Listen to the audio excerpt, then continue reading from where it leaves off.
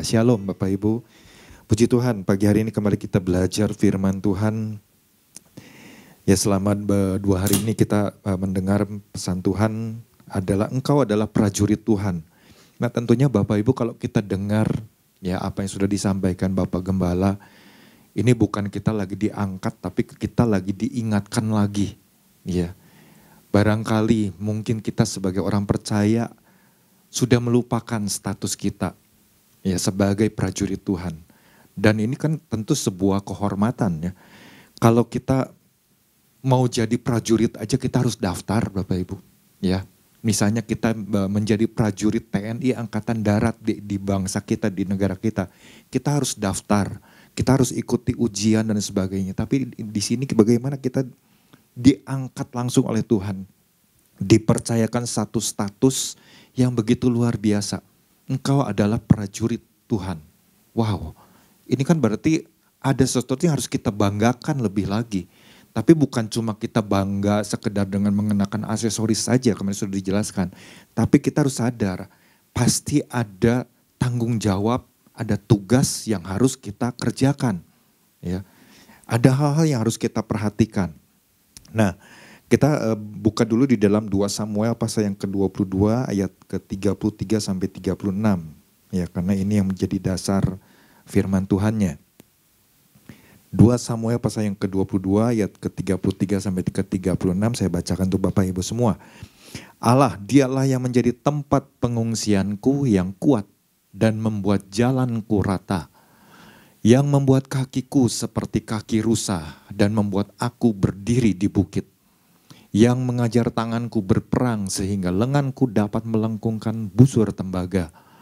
Juga kau berikan kepadaku perisai keselamatanmu dan kebaikanmu telah membuat aku besar. Ya, ini bagaimana seorang Daud mengucapkan nyanyian syukurnya kepada Tuhan. Ya, nah kalau kita belajar untuk menangkap baik-baik yang harus kita pahami, kita kan kemarin sudah diingatkan, ya. Lewat pesan Tuhan ini kita semua diingatkan bahwa Tuhan menghendaki kita agar selalu menyadari bahwa kita ini adalah prajuritnya Tuhan. Ya, kita ini adalah prajuritnya Tuhan. Jadi kita diingatkan jadi bukan cuma sekedar kita tahu status saya kan prajurit Tuhan, tapi kita diingatkan kemarin bahwa kita itu harus bersikap sebagaimana selayaknya. Kita harus bersikap sebagaimana seharusnya sebagai prajurit Tuhan. Ya, ketika kita ada di muka bumi ini. Nah, jadi kemarin kan Bapak Gembala sudah jelaskan dan juga rekan-rekan pengkhotbah ya juga telah menambahkan ada beberapa hal yang kita perlu pahami ya. Di mana kita diingatkan ada tiga hal, 3 status yang sebetulnya ke saat ini kita pegang ya, kita pikul. Yang pertama kita adalah anak, ya kita adalah ahli waris. Yang kedua kita adalah pelayan Tuhan, ya kita adalah hamba Tuhan. Kemudian yang ketiga kita itu adalah prajurit. Dan ketika saya renungkan, wah ini 3 hal ini aja udah luar biasa. Apalagi kalau kita juga diingatkan bahwa sebenarnya kita ini adalah duta kerajaan sorga. Berarti kan wah ada satu status lagi nih. Kita itu adalah kemarin juga Bapak Gembala sempat singgung, kita ini adalah murid, ya muridnya Tuhan Yesus. Berarti kan ada banyak hal yang kita kita pikul, yang kita bawa sebagai orang percaya, dan itu harus kita buktikan lewat kehidupan kita, ya, lewat sikap kita, karakter kita, perkataan dan segala hal yang bisa kita lakukan, ya. Nah, jadi di sini kita harus menyadari, ya, bahwa tentu sebagai prajurit ya banyak tugas yang harus kita berjaga-jaga. Kita harus melakukannya, kita melaksanakannya. Ya. Nah kemarin kan ada 2 hal yang sudah disampaikan. Yang pertama adalah bangun mentalitas prajurit Tuhan dalam diri kita dengan benar. Ya. Ini mentalitas ini kan penting sekali kan, karena namanya prajurit. Kalau mentalitasnya enggak dibentuk, enggak punya keberanian, maka dia enggak bisa jadi prajurit. Makanya ini dibentuk. Dan siapa yang melatihnya? Tentu adalah pribadi Tuhan Yesus sendiri. Dia adalah panglima. Ya. Dan yang kedua, bangun dan hadapi musuh yang coba merebut wilayahmu. Ya, lewat pesan 2 poin ini, ya di poin kedua kan kita pernah diingatkan juga waktu di awal bulan Desember, ya kita terima satu pesan, ya jangan biarkan musuh menginjak-injak. Ya artinya ada hal yang harus kita perhatikan nih sebagai prajuritnya Tuhan. Ya. Nah pagi hari ini saya nggak panjang lebarkan, saya mau bagikan apa yang saya dapat. Ya tentunya kalau kita melihat lagi dari poin yang dibagikan ya, bahwa kita harus bangun mentalitas prajurit. Nah waktu kita bangun mentalitas prajurit kita ya dengan benar, maka yang harus kita miliki adalah bangun sikap hidup kita sebagai prajurit Tuhan itu yang mana kita harus punya satu keputusan, satu komitmen, saya hanya mau ikut caranya Tuhan. Ya. Jadi poinnya adalah bangun sikap hidup sebagai prajurit yang hanya mau mengikuti caranya Tuhan. Kalau kita jadi prajurit, ya kita punya kehendak sendiri, punya maunya sendiri, kira-kira bisa nggak kita menjadi seorang prajurit? Bisa aja, ya. Tapi bukan itu, ya. Aturannya nggak seperti itu, aturan mainnya nggak seperti itu. Kalau kita masuk ke sekolah pendidikan aja kan ada aturannya, ya, ada komandannya, ada pemimpin yang lebih tingginya, dan itu semua udah ada aturan-aturannya. Nah sebagai prajurit, maka kita harus ikuti semua hal yang sudah ditentukan. Ya. Jadi pengiringan kita kepada Tuhan ini harus kita bangun, ya. Harus kita bangun dengan cara apa? Ya saya harus ikut. Caranya itu caranya Tuhan, bukan caranya saya. Waktu saya menghadapi peperangan ya dengan musuh-musuh yang mana kita diajarkan kita harus punya satu kepekaan. Apa nih yang hari-hari ini menjadi musuh ya di dalam lingkungan kita masing-masing. Ya di dalam keluarga. Ya kita harus punya kepekaan itu. Nah, untuk menghadapinya kita harus ikuti caranya Tuhan, bukan caranya kita. Gampang lah, enggak seperti itu. Kita harus tanya sama Tuhan, ya. Nah, di sini ya kita harus benar-benar jalani itu dengan sebuah artinya kalau kita menjadi prajurit Tuhan, ya. Kita diangkat sebagai prajuritnya Tuhan, maka kita itu harus jalani dengan sebuah ketekunan. Kita harus jalani dengan sebuah komitmen, harus punya satu tekad. Oh, saya harus jadi prajurit, ya, prajurit yang benar-benar berkenan di hadapan Tuhan. Kemudian apalagi harus punya ketetapan hati. Kalau kita udah memutuskan saya jadi prajurit aja, mungkin kalau orang yang masuk ya di sekolah pendidikan sebagai TNI, ya sebagai tentara, maka dia harus punya satu ketetapan hati. Wah nanti kalau saya mungkin dididik sekeras seperti itu, mungkin ada hal harus diutus ke hutan, ya dibawa ke hutan, harus ditinggal sekian lama, harus membawa perbekalan dan sebagainya, harus menghadapi ini itu. Segala hewan dan segala macamnya yang gak disediakan makanan, saya harus siap. Itu kan banyak hal yang terjadi waktu kita mengalami proses tersebut. Ya. Nah makanya kalau kita dikatakan kita harus bangun mentalitas prajurit, ya kemarin waktu diingatkan, artinya kita harus punya satu kesiapan dulu nih. Siap gak kita jadi prajuritnya Tuhan? Waktu Tuhan katakan engkau adalah prajurit. Aduh Tuhan saya bukan prajurit, saya gak bisa lah jadi prajurit. Ya, enggak. Tuhan sudah angkat kita jadi prajurit. Berarti mau gak mau kita harus siap. Ya. Harus siap punya mentalitas seperti itu. Nah yang harus kita bangun adalah sikap. Sikap sebagai prajurit Tuhan itu kita harus gimana? Ya kita harus ikuti pemimpin kita. Ya. Nah yang menjadi dasarnya di dalam 2 Samuel pasal yang ke-22 ayat yang ke-22. Ini kemarin saudara Marbu juga sempat singgung ini ya. Kita dilatih. Ya, dan melatih diri kita ini. Sebab aku tetap mengikuti jalan Tuhan. Ini seorang Daud, kalau dia katakan sebab aku tetap mengikuti jalan Tuhan, itu adalah sebuah keputusan yang sudah dia ambil. Sebuah tekad, kebulatan hati, enggak ada ragu-ragu. Apapun yang Tuhan perintahkan, apapun yang Tuhan tetapkan, apapun yang Tuhan harus kita jalani, ya proses yang Tuhan berikan, dia harus ikut jalannya Tuhan. Dia nggak bisa. Tuhan yang ini boleh ya, yang ini nggak boleh. Yang ini janganlah Tuhan, aku nggak bisa. Yang ini aja Tuhan, enggak. Tapi semua dia ikuti. Dan dia tidak menjauhkan diri dari Allahku. Ya, Nah ini kan kalau kita lihat ya di dalam terjemah Alkitab, terjemahan lainnya, terjemahan lama. Di situ dikatakan, karena telah kuturut segala jalan Tuhan dan tiada aku menyimpang dengan hianat ya daripada Allahku. Jadi untuk mengikut jalannya Tuhan, mengikuti caranya Tuhan, itu bagaimana seorang Daud aja dia katakan, telah kuturut segala jalan Tuhan. Jadi apa yang menjadi ketetapannya Tuhan, apa yang menjadi hukum-hukumnya Tuhan, peraturan-peraturannya Tuhan, itu Daud udah ikuti. Dia harus memutuskan, saya harus ikut ya caranya Tuhan. Ya. Nah kemarin kita belajar waktu bagaimana waktu Gideon diingatkan, ya bahwa engkau adalah pahlawan, ya yang gagah. Nah di situ kan bagaimana setelah Gideon diingatkan oleh Tuhan, ya malaikat Tuhan, artinya Tuhan sendiri, itu adalah seorang pahlawan, statusnya diingatkan. Kemudian kan ada tuntunan Tuhan, ada arahan-arahan Tuhan. Apa yang harus dipersiapkan? Engkau harus hadapi musuh yang ada di hadapanmu itu. Dan kemudian kan Tuhan arahkan, Tuhan kasih tuntunan petunjuk-petunjuknya. Nah waktu Gideon sadar, oh ya aku ini pahlawan. Ketika dia misalnya dengar ya apa yang diajarkan, apa yang diberikan, terus dia nggak melakukannya.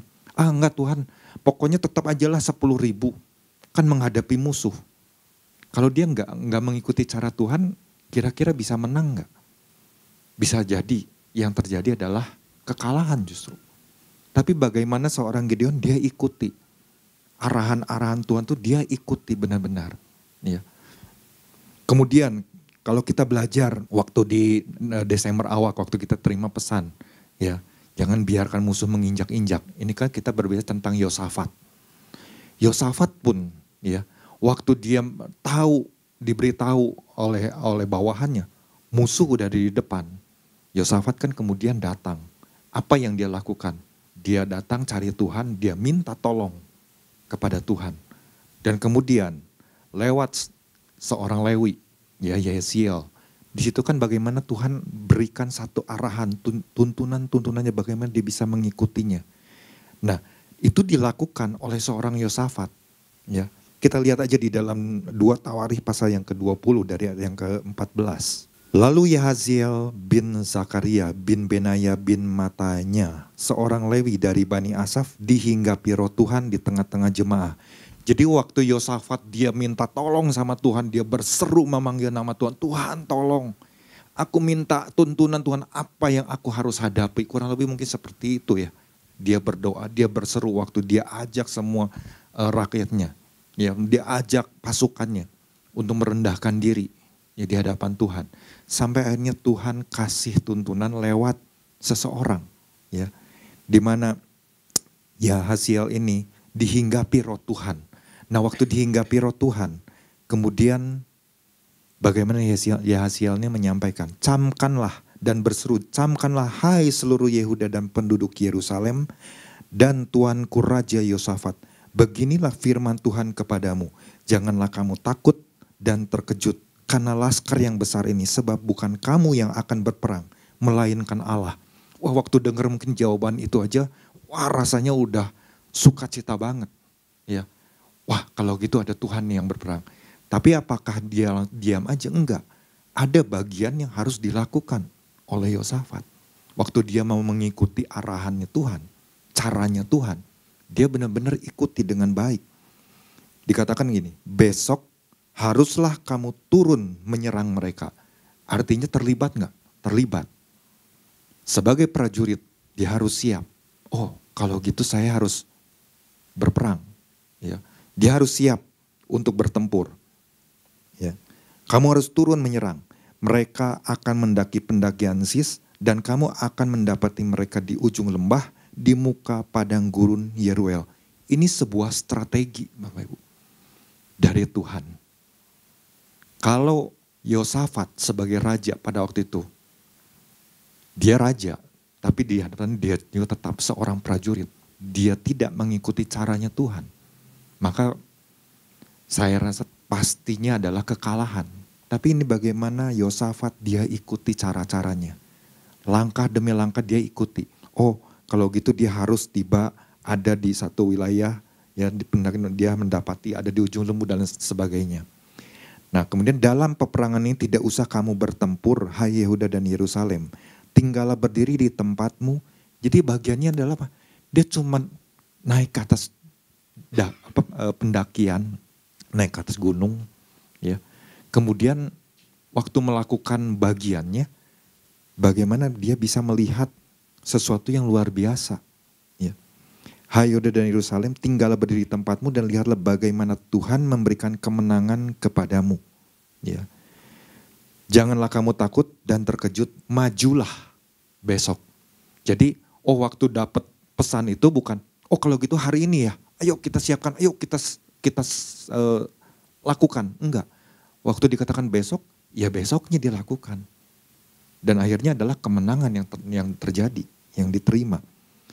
Kita lihat juga bagaimana waktu Yosua dapat perintah, ya waktu mengelilingi tembok Yeriko. Itu kan arahan-arahan Tuhan, cara-cara Tuhan kan benar-benar diikuti. Ya. Langkah-langkahnya seperti apa? Diikuti aja. Ya. Itu namanya tugas dari prajurit. Ya. Kemudian waktu Daud di Siklak, waktu semua keluarganya ditawan, harta bendanya semua diambil, Daud bingung apa yang harus dia lakukan. Yang dia lakukan adalah dia cuma ingat satu, saya tahu kepada siapa saya harus datang. Dia datang kepada Tuhan, terus dia tanya, Tuhan apa yang harus saya lakukan? Saya harus maju, saya harus diam, saya harus kemana? Nah Tuhan kasih arahannya. Caranya seperti apa? Tuhan kasih, Daud ikuti. Dan masih banyak lagi sebenarnya kisah-kisahnya. Artinya di sini kita sebagai prajurit Tuhan di masa sekarang, ya perkataan Tuhan, pesan Tuhan itu begitu penting bagi kita. Yang menjadi tugas kita adalah ya ikuti aja caranya Tuhan, bukan caranya kita, bukan maunya kita. Ya. Nah tentu supaya kita bisa mengikuti jalannya Tuhan, cara-caranya Tuhan, apa aja yang harus kita lakukan, ya kan? Kalau misalnya kita cuma ya ikuti, ya udah aja pokoknya ikuti, enggak. Tapi ada hal yang harus kita kerjakan waktu kita mau ikut caranya Tuhan. Waktu kita mau ikut caranya Tuhan, ya bagian 1A-nya, kita harus selalu siap mengikuti proses dari Tuhan. Ya. Berapa banyak mungkin kita sebagai prajurit, kalau sekarang kita sadar sebagai prajurit Tuhan, ketika kita mungkin menghadapi satu peperangan, ya satu medan peperangannya bukan peperangan sesungguhnya ya, tapi peperangannya misalnya dalam hal mungkin kehidupan sehari-hari, ketika masalah yang bertubi-tubi datang, apa yang harus kita hadapi, ya bagaimana kita bertindak dan lain sebagainya. Wah kadang-kadang kita mungkin menyerah tengah jalan, waktu diproses sedemikian, dibentuk oleh Tuhan sedemikian rupa, ya. Kita udah rasanya, Tuhan kalau ngikut cara Tuhan begini enggak kuat. Enggak bisa seperti itu. Namanya prajurit, dia harus ikut apa yang pemimpin tugaskan. Pemimpin punya strateginya. Bagaimana nih orang ini, dia misalnya karakternya dia harus dibentuk seperti ini. Berarti kasih pendidikannya yang kurang lebih, dia harus dilatih di bagian apanya supaya terbentuk. Ya misalnya mentalnya terbentuk menjadi orang yang kuat. Nah pemimpin itu tahu. Nah apalagi kita punya Tuhan. Tuhan yang tahu persis apa yang menjadi kelemahan kita. Apa yang menjadi kelebihan kita. Tuhan latih. Ya. Tuhan ajar. Ya. Ya, seorang Daud waktu dia bersama dengan orang-orangnya ketika dikejar-kejar oleh Saul. Ya. Daud enggak mengikuti keinginan dari pendapat dari pasukannya, ya prajurit-prajuritnya lah, pengikut-pengikutnya. Wah, waktu dia punya satu kesempatan untuk bunuh Saul, nah ini kesempatanmu Daud, bunuh tuh Saul. Ya ini waktu yang tepat, Tuhan udah kasih nih kemenangan. Tapi Daud dia tahu bagaimana cara dia bersikap, enggak yang seperti itu. Cara Tuhan tuh enggak seperti itu. Ya. Dia harus ikuti prosesnya, dia hadapi. Ya. pribadi Saul ini. Dan akhirnya kan bagaimana dalam 2 kesempatan, ya, Daud diberi kesempatan untuk bagaimana dia bisa membunuh Saul. Tapi dia tidak lakukan hal tersebut. Karena apa? Karena dia tahu prosesnya Tuhan nggak seperti ini, jalannya Tuhan nggak yang seperti ini. Kalau aku jadi raja, sekalipun aku orang yang diurapi oleh Tuhan, ya. Tapi aku juga tahu Saul juga orang yang diurapi oleh Tuhan. Dia masih menjadi raja. Aku masih harus terus menghormati dia, ya. Itu bagaimana cara dari seorang Daud, ya. Nah, kita lihat di dalam 2 Timotius 2 pasal yang ayat yang ketiga. Di situ dikatakan, ikutlah menderita sebagai seorang prajurit yang baik dari Kristus Yesus. Artinya kalau prajurit, berarti dia harus siap untuk menderita. Dia harus siap menghadapi yang namanya proses. Ya. Ketika mungkin masuk ke hutan, dia hadapi hewan-hewan yang buas, binatang-binatang yang buas. Belum lagi mungkin rintangan-rintangan yang dibuat yang harus dilalui. Waduh, rasanya berat sekali ya. Waduh, kok rasanya terlalu sulit medannya dan lain sebagainya. Tapi itu yang harus diikuti. Ikutlah menderita sebagai seorang prajurit. Menderita ini dalam hal apa? Ya banyak hal. Bukannya artinya wah kita terus bersusah-susah, enggak. Tapi ini adalah satu bentuk proses bagaimana mentalitas kita terbentuk lewat hal-hal yang harus kita lalui waktu kita mungkin mengalami penderitaan. Ya. Mengalami kesusahan untuk bagaimana kita dibentuk menjadi seorang prajurit yang tangguh. Menjadi seorang prajurit yang mahir, yang terampil. Ya berarti harus menderita. Artinya kan wah mungkin waktu kita misalnya diajar untuk pegang senjata. Ya. Nah mungkin kita nggak pernah nembak untuk bagaimana mengarahkan senjata supaya tepat kepada yang dituju. Ya kita kan terus dilatih. Mungkin waktu kita melakukan tersebut, salah sasaran. Wah mungkin pemimpin kita akan pukul kita. Kamu ini gimana sih? Coba konsentrasi, coba begini. Nah itu kan rasanya aduh susah ya mau jadi prajurit. Diajar untuk nembak aja saya nggak bisa ya untuk mengarahkan senjata ini tepat ke sasarannya. Ya. Itu kan pasti terus diajar. Mungkin dipukul, mungkin harus push up. Waduh rasanya menderita banget ya. Nah begitu juga mungkin di dalam kehidupan kita sebagai anak-anak Tuhan hari-hari ini. Lewat berbagai masalah, tantangan yang dihadapi. Waduh kok rasanya seperti ini ya. Tapi itulah yang harus kita hadapi. Itulah yang harus kita lalui. Ya. Karena apa? Di situ karena untuk menjadi seorang prajurit yang baik kok. Artinya lewat proses yang Tuhan kasih. Tuhan berikan. Tujuannya adalah untuk mendatangkan kebaikan. Buat setiap anak-anaknya. Kita prajuritnya. Kalau dilihat di dalam, saya lihat juga ya bandingkan dengan terjemahan dalam bahasa Indonesia masa kini dikatakan engkau harus turut menderita sebagai prajurit Kristus Yesus yang setia. Berarti waktu kita udah sadar, oh saya ini prajurit Tuhan, berarti saya harus setia. Setia kepada Tuhan Yesus yang adalah pemimpin saya. Setia kepada Tuhan Yesus yang adalah panglima bala tentara saya. Setia kepada Tuhan Yesus yang punya berbagai strategi yang jitu di dalam saya menghadapi berbagai masalah yang saya hadapi. Yang mungkin itu membuat saya menderita, yang itu membuat saya tertekan. Ya. Yang itu membuat saya terintimidasi, tapi saya tahu saya punya Tuhan. Ya. Nah itu kan waktu bagaimana kita menyadari hal tersebut, kita tahu dengan siapa atau kepada siapa kita harus cari jawaban tersebut. Sehingga yang namanya penderitaan itu bisa kita lalui. Ya. Tapi kan kalau orang mungkin udah denger yang waduh kita harus menderita ya, enggak mau. Kita harus hadapi hal tersebut. Mau gak mau sebagai prajurit yang mau dipakai Tuhan. Menjadi prajurit yang tangguh, yang terampil, yang mahir. Maka kita harus lewati satu proses ini. Ya, siap untuk menderita, siap di dalam berbagai keadaan. Ya ketika mungkin yang namanya prajurit ketika dia ada di base campnya. Wah lagi santai-santai mungkin lagi bersihin senjatanya. Ya lagi pelurunya semua diperiksa, tiba-tiba mungkin bunyi sirine, langsung diutus misalnya. Hari ini persiapkan berangkat misalnya ke Israel, ya ke perbatasan di Gaza. Waduh nanti di sana saya menderita. Enggak bisa seperti itu. Justru langsung siap, ya siap. Ya. Kurang lebih seperti itulah. Kenapa seorang Rasul Paulus dia sampai menuliskan ini, dia sampai menasehatkan ini kepada anak rohaninya, Timotius.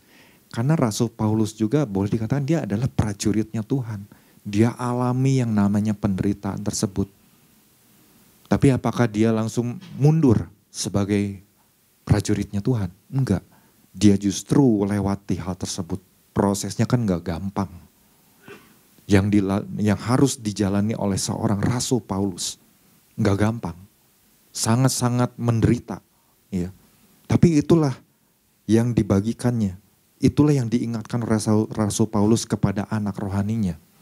Jadi kalau misalnya Timotius, kalau engkau harus menghadapi penderitaan, engkau harus hadapi. Karena engkau adalah prajurit. Ya. Prajurit yang baik dari Kristus Yesus. Selain itu apa? Selain itu juga tugas dari prajurit, ya, selain dia harus mengikuti apa yang pemimpinnya berikan, apa yang pemimpinnya tugaskan, dia juga adalah pribadi yang harus senantiasa terus memikul senjatanya, jangan meletakkan senjatanya. Senjatanya ini juga harus terus siap untuk digunakan. Ya, kita kan tahu tentang perlengkapan rohani, ya. Senjata-senjata rohani apa saja yang harus kita kenakan. Artinya di dalam segala keadaan, ya, kita diingatkan, kita harus menjadi orang-orang yang peka. Kapan kita harus berperang, kapan kita tidak berperang. Kapan kita harus mungkin ada dalam satu sikap yang tenang, kapan kita harus segera melakukan sesuatu. Ya, kemarin kita sudah diingatkan oleh Bapak Gembala. Nah, disinilah artinya bahwa kita, oh iya ya, kenapa kita harus mahir juga menggunakan senjata.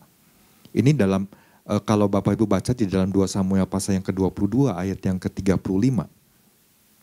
Itu kan jelas sekali, yang mengajar tanganku berperang. Siapa yang mengajar tangan dari seorang Daud berperang? Selain Tuhan. Ya. Sehingga lenganku dapat melengkungkan busur tembaga. Di dalam terjemahan firman Allah yang hidup, di sini ditulisnya seperti ini. Ia membuat aku mahir dalam berperang. Artinya kan kalau kita sadar, oh iya, untuk bisa ikut caranya Tuhan, maka saya harus ikuti prosesnya nih. Bagaimana saya dibuat mahir oleh Tuhan, ya, dalam berperang. Bagaimana saya harus melakukan tugas saya sebagai seorang prajurit ketika ada di medan perang. Oh, strateginya misalnya seperti ini. Kalau kita misalnya udah dikasih tahu strateginya seperti A misalnya. Tapi kita langsung melakukannya, saya nggak mau yang A, saya maunya yang C. Saya maunya yang D. Nggak bisa seperti kita harus ikut. Yang A ya, yang A yang dilakukan. Waktu di lapangan tersebut. Ya. Waktu kita harus, kamu bawa senjatanya ini, perlengkapannya ini dan sebagainya. Oh, ini yang harus saya bawa. Nah, sama mungkin waktu kita ada di jalan, kemarin kita diingatkan. Peduli nggak kita? Ya, waktu kita mungkin ada di dalam satu situasi di wilayah di mana kita tinggal. Ya. Nah, di rumah saya kan lingkungan di mana selalu banyak sekali demo. Ya. Dari mahasiswa, dari buruh dan lain sebagainya. Ya. Ya, kadang-kadang kan membuat kemacetan. Tapi uniknya semakin dewasa lah ya di dalam hal berdemo. Ya, mereka tidak melakukan perusakan dan sebagainya. Artinya kan ya kita harus terus berdoa ya supaya mereka juga kan terus dicelikan, supaya mereka juga diberikan ketenangan hati. Ya, tidak mudah terprovokasi ya oleh orang-orang atau kelompok-kelompok tertentu yang coba untuk menunggangi. Itu adalah tugas saya di wilayah tersebut untuk mencoba untuk berkeliling ya. Kegiatan dari orang-orang saudara-saudara sepupu kita.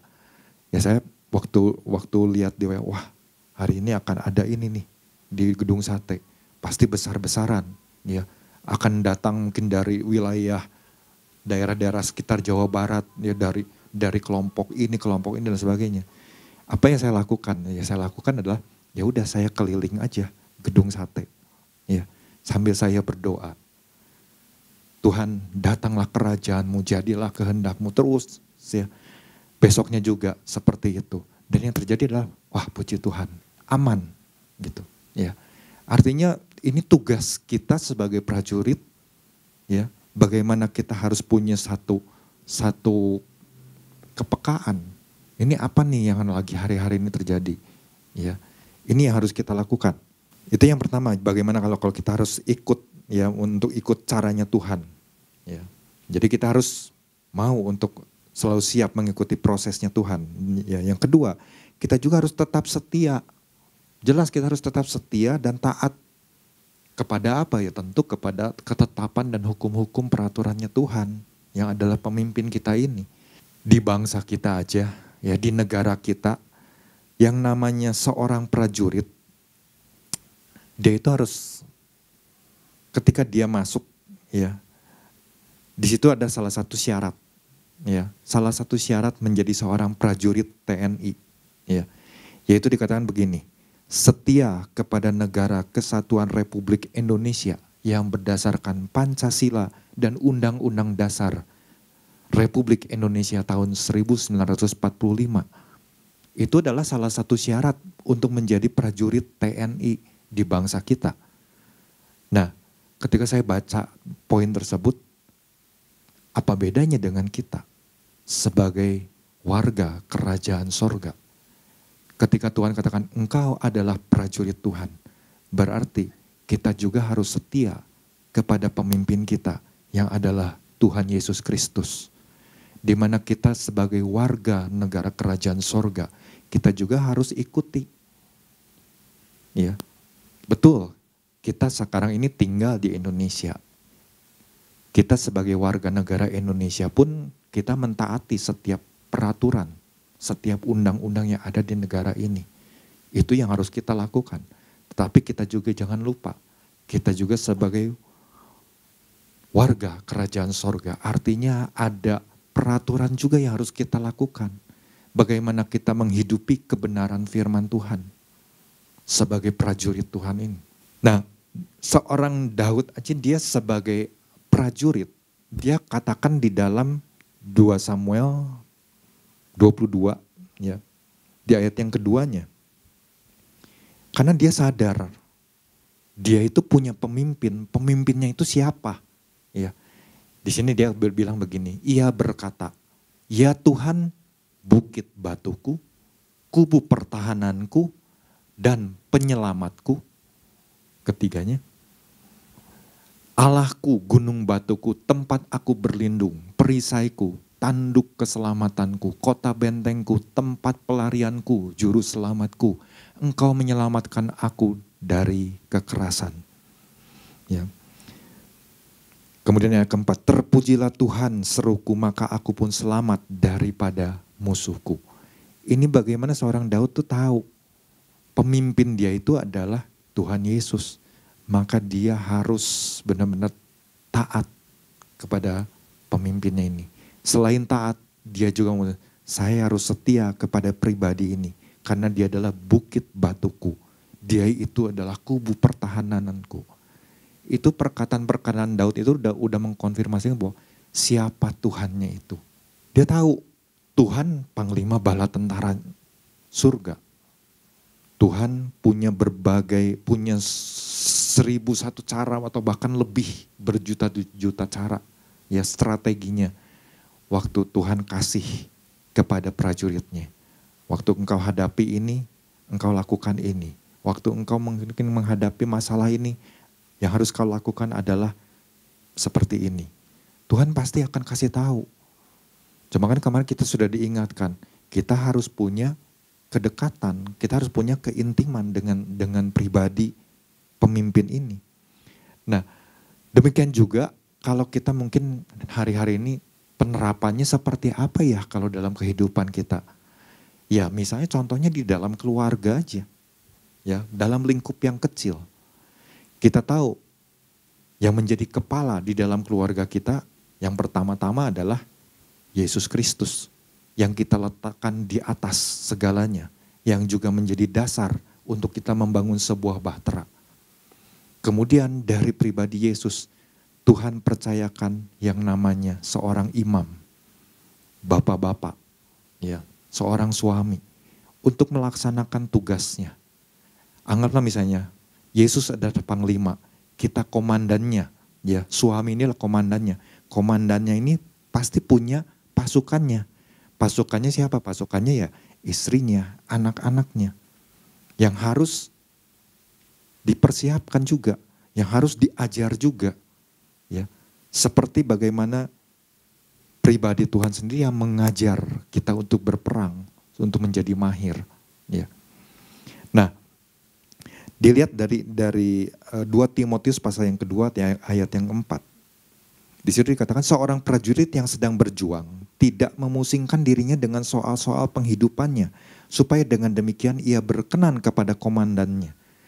Bagaimana kita sebagai orang-orang, sebagai imam-imam di dalam setiap keluarga, menjadi pemimpin yang berkenan di hadapan Tuhan, tentu kita harus ya bersama-sama punya kesehatian dengan istri, dengan anak-anak yang punya perannya masing-masing, melakukan tugasnya bersama-sama. Ya. Ketika kita mungkin waktu kita berdoa, ya mendoakan mungkin hal-hal apa yang hari-hari ini sedang terjadi di bangsa kita, kita bagi tugas. Waktu kita mengadakan mesbah, ya, kita bagi tugas tersebut. Nah itu kan kita diajarkan, ayo kamu kan udah punya kuasa, kamu itu prajurit Tuhan. Kamu perangi, ya, waktu mungkin terjadi yang namanya kejahatan, ya, entah itu pencurian, perampokan, entah mungkin kejahatan seksual dan lain sebagainya, atau hal yang mungkin mengikat, kita ajarkan kepada anak-anak, atau mungkin bangsa kita, ya bagaimana kita harus melihat pemimpin siapa yang tepat, ya, dan kita harus bekali mereka, siapa yang harus kita pilih ketika mereka sudah punya hak, ya. Kita sudah dibekali hal tersebut, ya kita ajarkan lagi, kita ingatkan lagi. Ya. Jadi ada perannya masing-masing yang harus kita lakukan. Tapi kalau kita berpikir, nggak mau, saya nggak bisa melakukan hal ini. Sebenarnya kita lagi membelot, Bapak Ibu. Kalau kita sebagai orang yang dipercayakan, kita nggak melakukan tersebut, kita lagi membelot. Dan itu sangat disayangkan. Dan saya percaya kita nggak akan melakukan hal tersebut, kita nggak mau melakukannya. Ya. Kita justru mau sebagai satu kesatuan di dalam sebuah keluarga. Kita melakukan tugas kita dengan baik. Menjadi prajurit-prajurit yang tentu kita jalankan tugas kita masing-masing. Ya. Ini yang harus kita sama-sama lakukan. Ya. Artinya kita diingatkan lagi, anak-anak pun diingatkan lagi. Kamu itu warga negara kerajaan sorga loh. Ya, kamu harus lakukan ini. Dimanapun kamu berada. Ya. Nah, karenanya itulah yang harus kita lakukan. Supaya kita Supaya kita ingat, di mana kita tahu Tuhan itu adalah pemimpin kita. Kamu harus tahu, dia itu gunung batu kamu. Dia itu kota benteng hidupmu. Ya. Jadi anak-anak itu just semakin paham. Ya. Kita sekeluarga pun jadi semakin paham, iya, dia itu adalah Tuhan yang membela kita. Ya. Demikianlah firman Tuhan. Biarlah Tuhan Yesus terus berbicara buat setiap kita. Dan apa yang bisa saya bagikan ini bisa memperlengkapi Bapak Ibu semuanya. Tuhan Yesus memberkati.